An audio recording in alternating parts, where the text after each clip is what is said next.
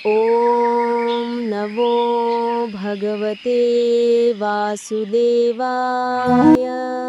आज हम सुनने जा रहे हैं श्रीमद् भागवत महापुराण प्रथम स्कंद अध्याय 8, जिसमें राजमाता कुंती द्वारा भगवान श्री कृष्ण की दिव्य स्तुति का वर्णन मिलता है। महाभारत का युद्ध समाप्त हो चुका था। हस्तिपुर के राजमहल में कुरुवंश की महिलाएं शोक में डूबी हुई थीं, लेकिन भगवान श्री कृष्ण अपने करुणामय स्वरूप से सभी को सांत्वना दे रहे थे। इसी समय राजमाता कुंती आंखों में आंसू लिए भगवान के सामने खड़ी हुई। उन्होंने हाथ जोड़कर कहा, प्रभु, आप जन्म रहित निराकार सर्वव्यापक हैं, फिर भी अपने भक्तों के प्रति असीम प्रेम के कारण मानव रूप में अवतरित होते हैं। हे कृष्ण, मैं आपको प्रणाम करती हूँ, जो देवताओं के भी परम देव हैं।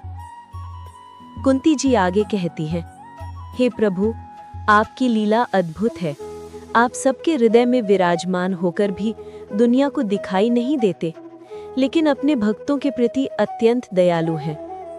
कुंती जी ने भगवान की कृपा को याद किया, कैसे उन्होंने द्रौपदी की लाज बचाई, कैसे पांडवों को हर कठिन स्थिति से निकाला, वनवास में रक्षा की, लाक्षागृह से बचाया और कौरवों के अन्याय से हमेशा ढाल बने रहे।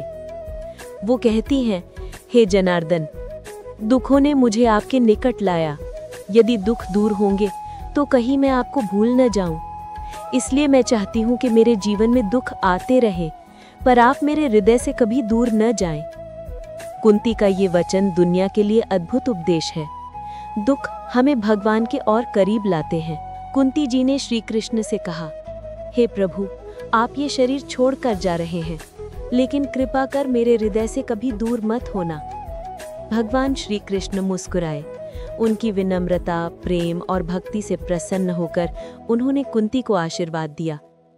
फिर वो पांडवों को शिक्षा देते हुए बोले, धर्म का पालन करते रहो, क्योंकि धर्म की रक्षा करने वाले की मैं स्वयं रक्षा करता हूँ। कथा के अंत में बताया गया है, जो मनुष्य कुंती स्तुति को श्रद्धा से सुनता है, उसके जीवन में भक्ति और साहस बढ़ता है।